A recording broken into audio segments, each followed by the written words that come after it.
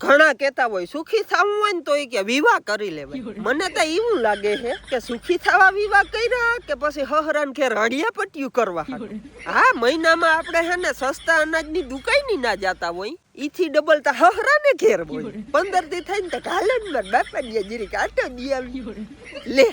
એટલે અમારે હું આજ કરવાનું 11 આવે હમણાં કે મને 11 કરવા મૂકી જા. હજી 11 કરીને 15 દી રહીને આવીએ ને તાજ કે હમણાં હાઈતમ આવે મને હાઈતમ કરવા મૂકી જાવ. ઈમાં તમારી વયસમાં 3 વાર તો આટા દી આવ્યા મોય.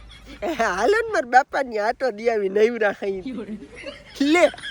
એટલે કઈક તો એમ થાય છે કે વિવાહ ભલે સુખી થવા બધાય કહેતા હોય, સુખી થવા નથી કર્યા. હહરાન ઘેર આટા ફેરા મારવા કર્યા. અડધી જિંદગી તો અમારી હહરાન ઘેર હોય જાય આટા ફેરા મારવા.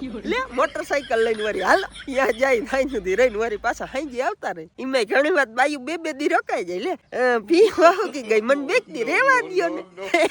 હા રે તું રે યાદ રે. અહીંયા તો વિવાહ કરીને ખોટી આવી. ખરેખર તારા બાપાને ઘેર જ રેવા. કઈક તો એમ થાય કે આપણે બધો લંબાસો ભરી ન્યા હોય જાય. એમ કે મહિનામાં ઘેર ના રહેતા હોય એનાથી વધુ હરાન્યા હોય.